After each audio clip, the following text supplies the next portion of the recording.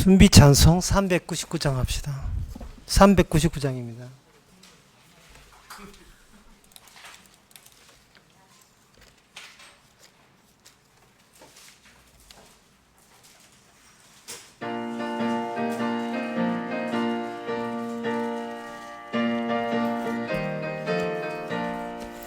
주의 약속하신 말씀 위에서 영원토록 주를 찬송하리라. 소리 높여 주께 영광 돌리며 약속 믿고 굳게 서리라. 굳게 서리 영원하신 말씀 위에 굳게 서리 굳게 서리 그 말씀 위에 굳게 서리라. 주의 말씀하신 말씀 위에서 세상 염려 내게 엄습할 때에 말씀으로 힘써 싸워 이기며 약속 믿고 굳게 서리라. 굳게 서리 영원하신 말씀 위에 굳게 서리 굳게 서리 그 말씀 위에 굳게 서리라.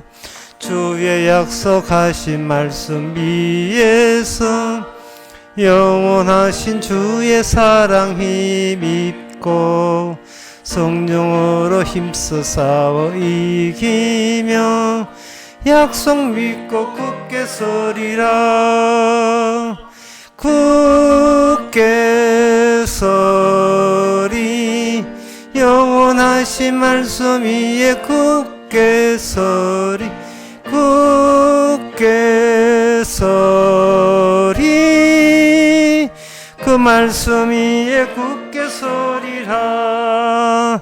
주의 약속 말씀 위에서 성령 인도하는 대로 행하면 주의 품에 한식 얻으며 약속 믿고 굳게 서리라. 굳게 서리 영원하신 말씀 위에 굳게 서리 굳게 서리 그 말씀 위에 굳게 서리라. 다 같이 묵도하심으로 예배를 함께 드리겠습니다.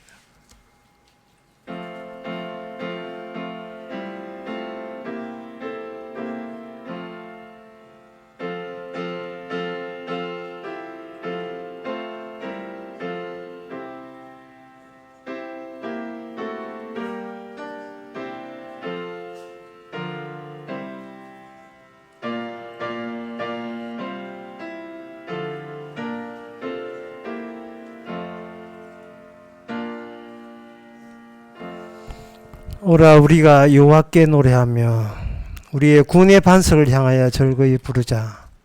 우리가 감사함으로 그 앞에 나아가며 시로 그를 향하여 즐거이 부르자. 하나님 저에게 구원의 반석을 허락해 주셔서 감사합니다. 우리가 구원받는 것이 아니고 반석에서 나온 힘이 우리를 구원으로 밀어낸다는 이 사실을 다시 한번 새삼 기뻐하는 저희들 되게 하옵소서. 예수님 이름으로 기도옵나이다. 아멘. 찬송가 215장 합시다.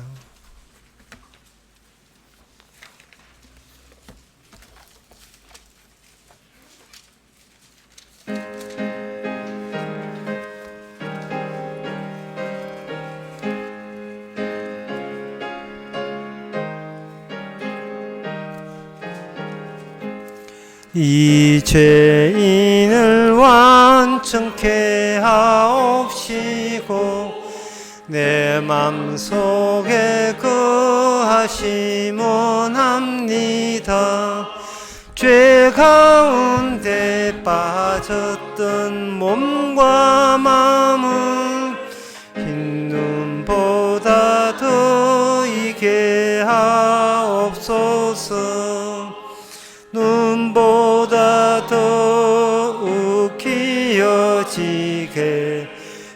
고시서서 정결케 하옵소서.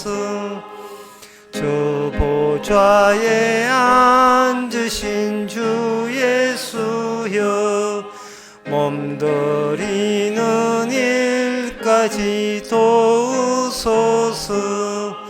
내 온몸과 지식도 드리오니 이 눈보다 더 이게 하옵소서.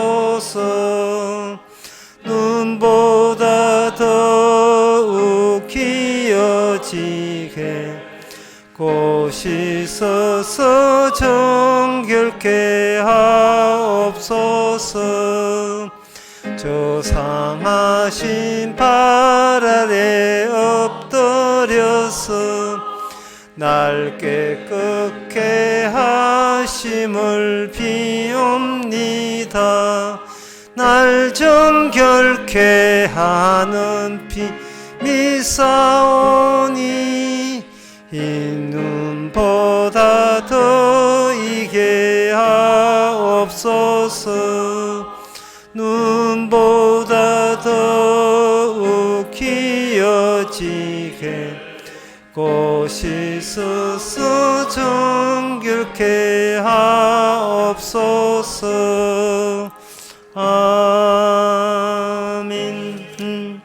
이 시간 우리 한마음으로 기도합니다. 기도 제목은 우리가 살아가는 이 모든 것이 그리스도께서 이끄시는 그 축복과는 반대되는 길이 아닌지, 갈수록 우리 주변에 있는 풍경이 십자가가 보이는 풍경이 아니라 십자가가 보이지 않고 세상의 힘과 세상의 부러운 것과 유혹이 더욱더 많이 보이는 그런 스크린이 아닌지, 내가 지금 어느 쪽으로 가고 있는지 다시 돌아볼 수 있도록 다 같이 기도합시다.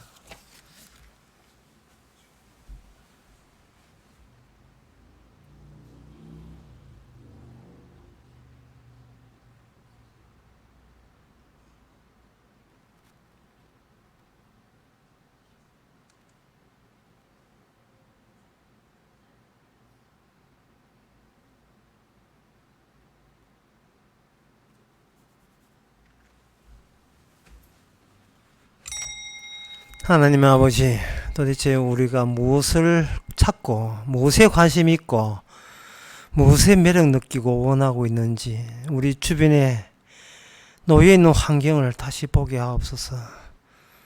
내가 찾고자 하는 것이 그것이 십자가와 관계없는 것이 아닌지, 내가 원하는 그곳이 십자가 없는 곳을 내가 바라고 있지 않은지, 십자가 없는 것을 선호하는 이 길이 주의 가신 길과 반대쪽이라는 것을 깨달을 수 있도록 제게 성령으로 깨우쳐 주시옵소서. 예수님의 이름으로 기도옵나이다. 아멘.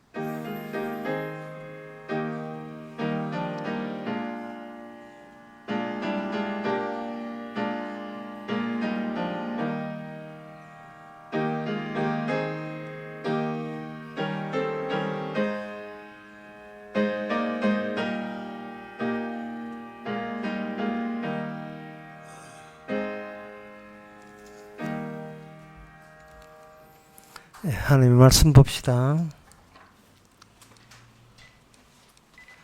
하나님의 말씀은 욥기 12장 18절에서 25절까지 보겠습니다. 열왕의 맹것을 풀어 그들의 허리를 동이시며 제사장들을 벌거벗겨 끌어가시고 권력 있는 자를 넘어뜨리시며 충성된 자의 말을 없이 하시며 늙은 자의 지식을 빼앗으시며 방백들에게 멸시를 쏟으시며 강한 자의 띠를 푸시며 어두운 가운데서 은밀한 것을 드러내시며 죽음의 그늘을 광명한 대로 나오게 하시며 만국을 커지게도 하시고 다시 멸하기도 하시며 일국으로 광대하게도 하시며 다시 사로잡히기도 하시며 만민의 두목들의 총명을 빼앗으시고 그들을 길없는 거친들로 유래하게 하시며 빛 없이 캄캄한 데를 드듬게 하시며 죄한 사람같이 비틀거리게 하시느니라. 아멘. 하나님께서 세상을 사람들의 의도한 대로 움직이지 않는다는 것은 인간이 하나님에 대해서 생각할 때 조금 명상이라든지 지식이라든지 논리라든지 그런 것을 동원해서 하나님을 정립하려고 하는 경향이 있습니다. 그렇게 되게 보면 자신이 몸이 처하고 있는 그러한 이 현실 세계, 그걸 실조이라 하는데, 인간의 몸이 매일같이 감당해야 되고 뭔가를 요구받는 대로 움직여줘야 된다는 이 현실에 대해서는 따로 이것을 관리하려고 합니다. 예를 들어서 자신은 자신의 욕구대로 움직이면서 그래도 지식으로 내 하나님에 대해서 잘 정립되어 있습니다. 하나님이 염려하지 마세요. 하나님에 대해서는 내가 이런 식으로 알고 있습니다. 라는 그런 걸로 핑계를 대려고 해요. 그러면서도 오늘 18절부터 쭉 나오는 왕의 권세에 대해서 우리가 부러워하고 제사장에 대해서 겁을 집어먹고 권력 있는 자에 대해서 선망하고 기붙으려 하고 덕을 보려 하고 또 늙은 자의 지혜가 탐이 나기도 하고 그런 식으로 하나님을 인정하면서도 우리의 이 몸은 육신은 조금은 이 세상에 그 22절에 나온 것처럼 어두운 곳으로 가고자 하는 경향이 있습니다. 그래서 우리가 이 점에 대해서 성경을 볼 때에 이게 사실은 해결책이 없어요. 해결책이 성경에서 해결책이라고 내세우는 것은 하늘과 땅이 이렇게 만나는 지점이 해결책입니다. E.T. 영화 보면 E.T.가 손가락과 애들하고 손가락 만나는 것처럼 그 미켈란젤로의 그림처럼 아담이 밴드시 누워 있는데 할아버지 하나님이 와가지고 손을 가지고 대게 되면 흙에서 아담이 나오는 것처럼 하늘과 땅이 직접 연결돼야 그게 해답이 있는 겁니다. 거기서 해결책이 나오는데 창세기 18장에 보면 아브라함이 등장하고 그 다음에 우리는 뭐를 보느냐, 하나님이 아브라함과 어떤 주고받는 내용이 나오에 거기에다가 신경을 써야 되죠. 아브라함이 이런 이야기 합니다. 아브라함의 논리는 이거예요. 여기 의인 50명이 있다면 하나님께서 멸망 안 할 거지요. 왜냐하면은 의인 50명이 있는데 한꺼번에 그 도성 소돔과 고모라를 멸망해버리면 그 의인들이 희생되지 않습니까? 그러면 하나님이 의로운 하나님이 의인을 그 심판했다는 그 모순에 빠지니까 설마 그런 모순적인 행동을 하나님 모순 없으시는 하나님께서 하실 일은 없을 것이다. 네, 그렇게 해서 의인 50명만 있다면 멸망 안 할 거지요 해놓고 그 다음에 안 할게 하니까 45명, 40명 줄어들어가는 기도를 하는 경우 있습니다. 근데 이게 바로 하늘과 땅의 해결점인데 신약에 오면 이게 바뀌어요. 의인이 있기 때문에 멸망당하는 겁니다. 의인이 없어서 멸망당하는 게 아니고 신약에 오게 되면 이미 의로이 나타났기 때문에 단 한 명의 의인이 나타났기 때문에 나머지는 다 떨어버리는 거예요. 털어내는 겁니다. 그러니까 태풍 지나가고 난 뒤에 큰 불 나고 난 뒤에 주변 그 TV에 나온 주변을 살펴보니까 다 쓰레기죠. 분명히 큰 불이 오기 전에까지는 쓰레기가 아니고 정진정도돼 있어 가지고 다 깔끔하다 깨끗하다고 되어 있는데 이제 비가 오고 태풍이 싹 지나가니까 어디 그 쓰레기 치울 그 엄두가 안 나죠. 따라서 세상은 그냥 쓰레기였어요. 그러나 인간이 애써서 자기 구역을, 자기의 생존 구역을 깔끔하게 해보려고 치울 대로 치우니까 그거 깨끗해졌는데 다시 하나님께서 큰 물 줘버리면 산에 있는 그 나무 쪽부터 해가지고 쓰레기가 다 떠내려옵니다. 그 길에서 담배꽁초 주는 거 아무 소용없어요. 큰 비 오게 되면 담배꽁초 그건 뭐 아무것도 아니에요. 아, 원래 쓰레기장이었구나. 인간이 뭔가 선을 행한다는 것은 그거는 자기가 선한 것을 티를 내기 위해서 자기 동그란 구역만 깨끗하게 해놓고 어떻게 선하다고 티를 내고 싶은데, 하나님의 권력은 하나님이 인정하는 의인 한 사람만 오게 되면 네가 손대지 않더라도 나머지는 다 쓰레기 취급해서 다 없애는 겁니다. 그 가는 와중에 이게 유업이 있는 거예요. 아까 설교 전에 어떤 분이 질문했죠. 시간은 왜 있습니까?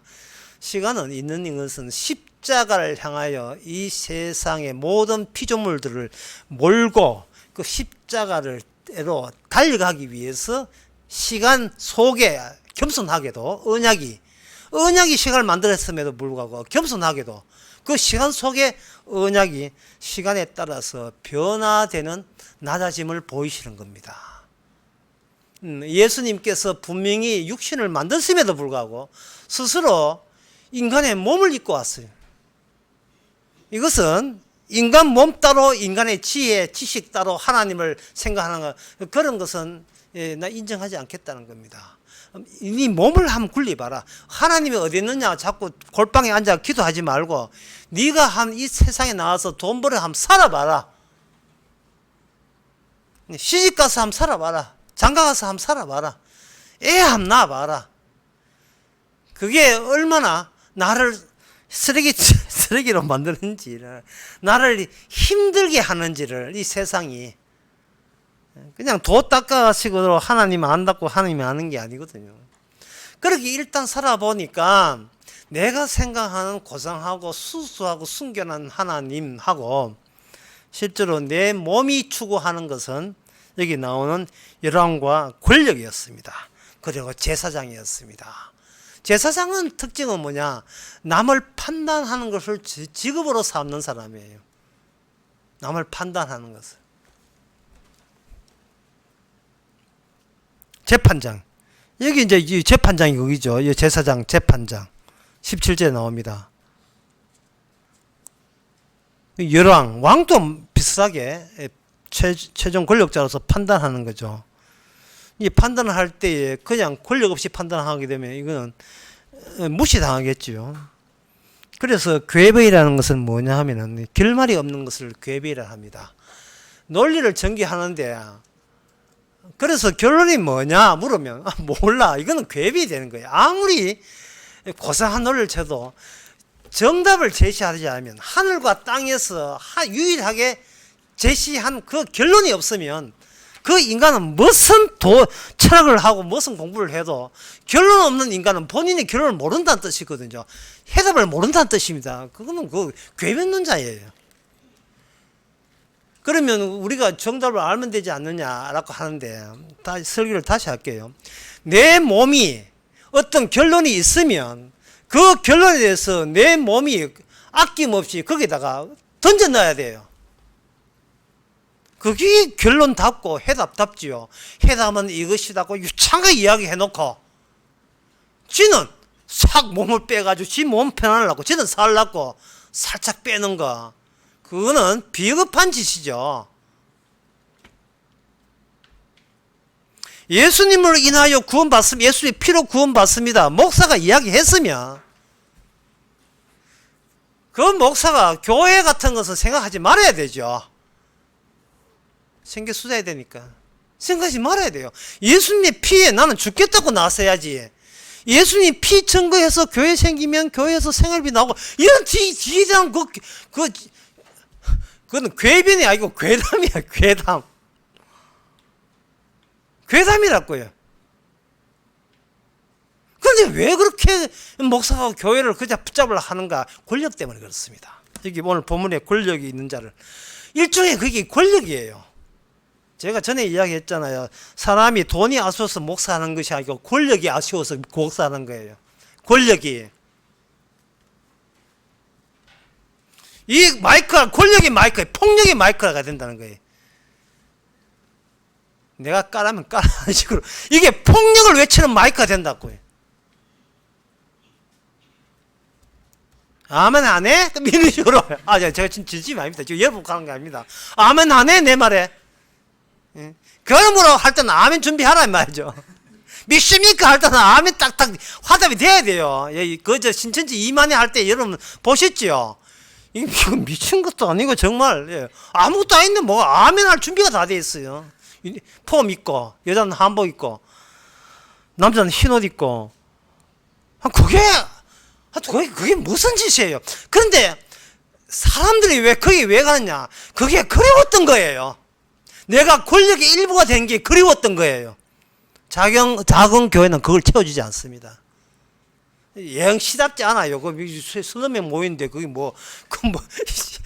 내 욕망에 영 성에 차지 않아요. 저도 수천 명이 일사불란하게 움직이는 거예요. 예, 일사불란하게 움직이는 거. 그런 게 서울에 많아요. 신천지뿐만이 많습니다.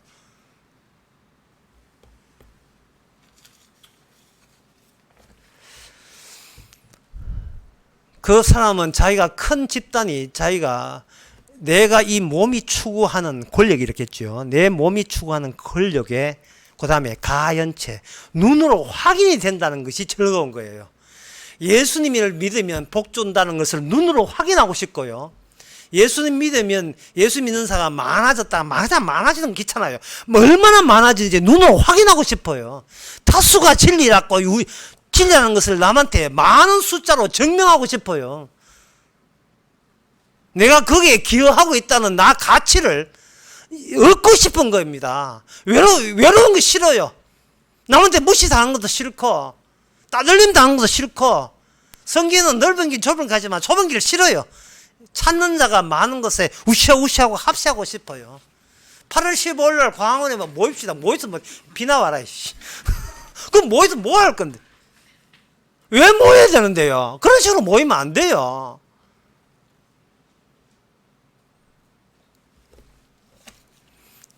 전에 수련을 할 때, 수련하면서 제가 선뜻하는 정도로 인상 깊은 대목을 이야기한 적이 있습니다. 제가 그걸, 그림을 그려본 적도 있는데, 그게 바로 마태복음 8장에 나오는 귀신 들린 거예요. 귀신 들린 자를 설명하면서 내가 거기에다가 그림을 그렸어요. 사람을 얇은 만두피로 그려놓고, 그리면서 제가 벌벌 떨었다는 거죠. 너무 성급해가지고 만두피로 그려놓고 사람 모양 그려놓고 거기다가 약 2,000명의 귀신을 그려놓은 거예요. 2,000명이 그게 그려넣어 보니까 악마의 몸에 기생하는 기생충, 나나는 악마의 외피에 귀신이 2,000마리, 군대가 꼭 2,000이나 뜻은 아니지만 하여튼 2,000이나 본다면 2,000이나 들어있는 귀신이, 괴물이 한 목소리로 내면서 내 몸을 갖고 노는 겁니다. 인생이라는 게. 그 귀신이니까 귀신이 말한 그 목표가 있어요. 그거 뭐냐? 제발 예수님이여 늦게 오소서. 예. 우리를 멸할 심판자여 이 땅에 제발 등장 안 해주시면 좋겠습니다. 네, 그 점들서 마태복음 9장에서는 그렇게 하지만 욥기에서는 아직 신약이 아니니까 그 정도까지는 모르고 그냥 신약 욥에서는 없는다, 뒤집어 버린다, 인간들이 추구하는, 몸이 추구하는 그 본성과는 반대로 움직인다, 이런 정도로 욥이 이야기합니다. 이런 정도로. 그러면 이제 본격적으로 그런 정도로 하면 우리가 성에 안 차지요. 하늘과 땅이 해답을 주려면 하나님이 육신이 돼야 돼요. 만남이 몸이 돼야 된다. 그 몸은 지식이 아니라 실제로 몸 가지고 보여주면서 벌어지는 상황을 우리는 해답이라고 제대로 이야기할 수 있습니다. 누가복음 1장에 보면 바로 그 점이 나와 있습니다. 누가복음 1장에서 예수님께서 그 마리아의 몸에서 임신해서 나왔어요. 이 말은 인간의 몸에서 임신되는 것은 예수님 같은 언약과 무관한, 언약이 오히려 반대하는 그런 아이들을 계속해서 자식이라는 이름으로 내놓았다고 할 수 있어요. 예수님 배가 지나가면 가만히 있던 뱃머리 때문에 가만히 있던 물결도 갈라지는 것처럼 예수님이 나타났다. 그 몸이 나타났다. 그러면 우리는 해답을 그 갈라진 틈을 통해서 해답을 발췌해내야 됩니다. 예수님이 가는 곳에 해답이 있어요. 예수님이 가는 곳에. 오전에도 누가 그런 질문을 했잖아요. 그 나사로가 아프니까 예수님께서 잠자고 있다. 그 예수님이 나사로가 죽고 난 뒤 잠자고 있다. 가자 하니까 제자들이 도만지 누군지 우리도 죽으러 가자 하는 것처럼 제자들은 뭐냐면 예수님이 가는 곳에 뭔가 해답이 있을 것이라고 기대하고 우르르 따라가는 거예요. 그 따라가봤자 뭐니 십자가에서 전부 다 뿔뿔이 헤어지지만 어쨌든 예수님 가는 곳에 해답이 있습니다.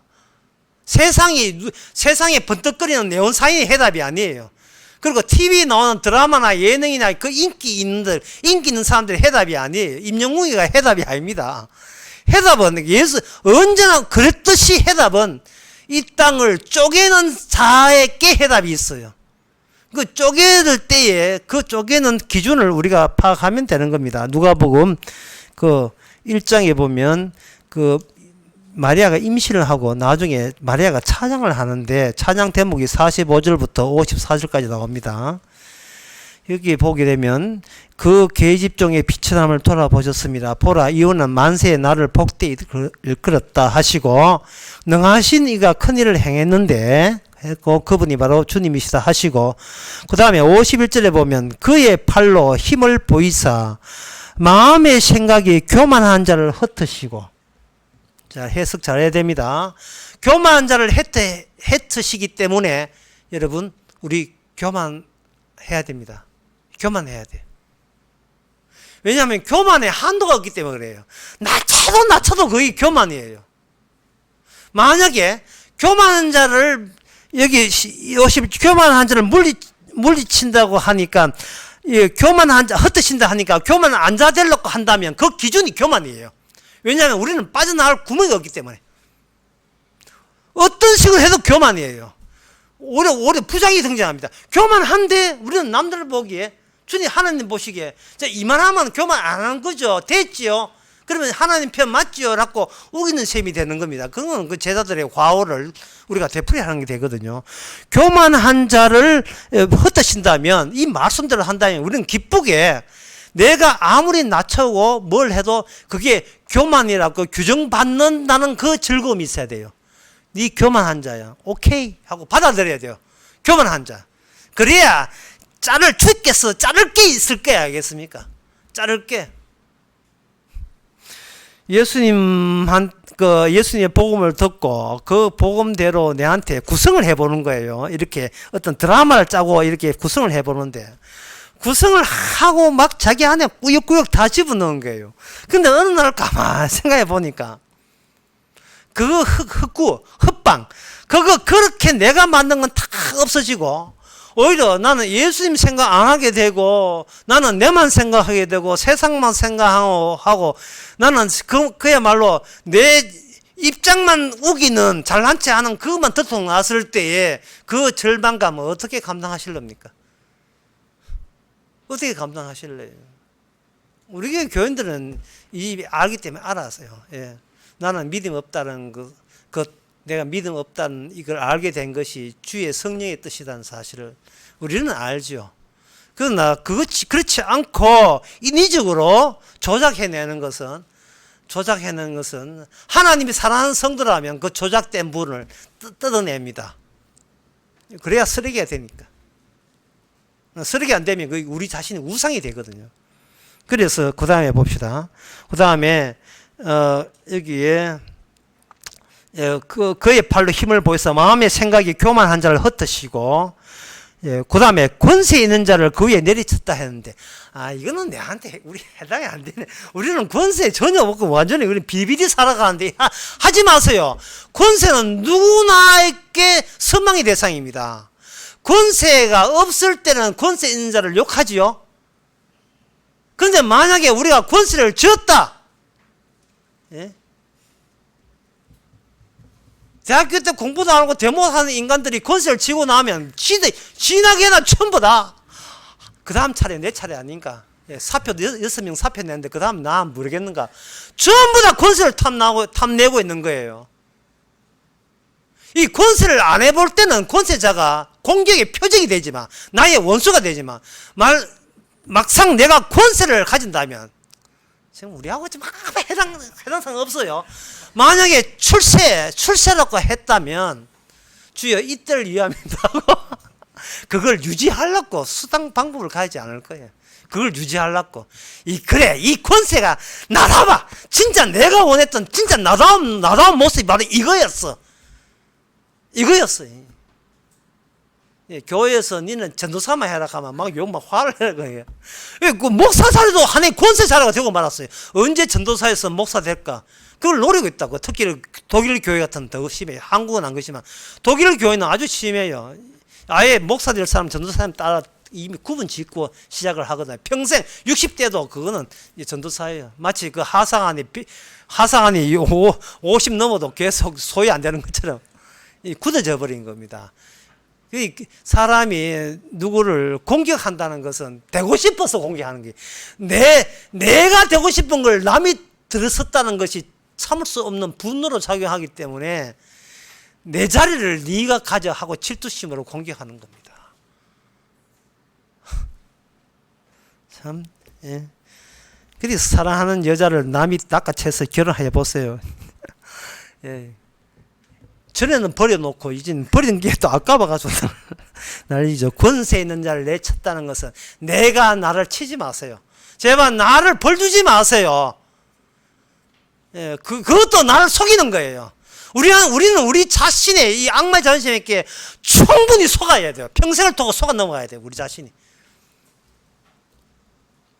선악과 따먹은 자체가 이게 위반인데 자꾸 선악 가지고 위반을 극복하려고 해서는 안 된다 이 말이죠. 그 다음에 비천한 자를 높이셨고, 야, 이거 주의해야 됩니다. 비천한 자는 없어요. 예, 우리는 전부 다 권세에 권세를 호시탐탐 노리는 사람이기 때문에 비천한 자는 주께서 그렇게 만드시는 분이 있어요. 그게 주님 외에는 이 세상에 아무것도 고대하지 않는 사람, 그게 비천한 사람이에요. 주님 위에는, 예수님이 날 불러줄 때 그날 위에는 아무것도 소망하지 않는 사람이에요. 히브리서 13장에 보면 나옵니다. 우리가 여기는 영구한 도성이 없고 오직 장차올 것만 찾나니, 이것을 그냥 지식이 아니고 몸으로 그걸 혼박 다 푹 져는 사람들, 정말 이 세상에는 진짜 미련 없다. 정말 미련 없다. 이 세상에 미련 없다. 권세에서도 미련 없다 할 정도 혼박 젖어 이 말씀에 푹 젖은 사람, 그런 사람에게 주님이 보이겠죠. 그 다음에 줄이는 자에게 좋은 것으로 배불리으며 부자를 공수로 보내셔서, 부자 없습니다. 60억 가진 부자는 100억 가진 부자보다 가난한 거예요. 인간은 부자를 계속 시도하고 있습니다. 그런 자에게 결정적인 거, 하나님은 이스라엘을 긍휼히 이기신다. 여기 긍휼히 이긴다 하는 네 대가한테 안 받는다. 값없이 너를 구원한다는 뜻. 값없이. 이것이 바로 신약의 결정적인 최종적인 해답입니다.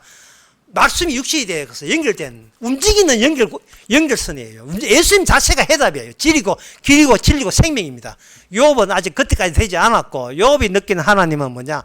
바로 이상하게 이걸 뒤집는다. 왜? 욥의 자기 처지가 비참하게 되었거든요. 아프고 가진 거 없고 병들었고, 그런데 하나님은 나와 함께 있다는 걸 느끼고, 거기에 비해서 세상은 나와 함께 있는 하나님을 모르기 때문에 그들에게 진짜 하나님을 가지고 질책하고 있는 욥. 우리는 그 본문을 보고 신약의 누가복음을 보아서 서로 연결시키기 바랍니다. 기도하겠습니다. 하나님의 아버지, 이미 해답을 알았습니다. 하지만 그 해답을 이용할 생각을 하지 말게 해주시고, 우리가 주님에 의해서 친히 다루어지게 하옵소서. 예수님의 이름으로 기도옵나이다. 아멘. 찬송가 370장 합시다.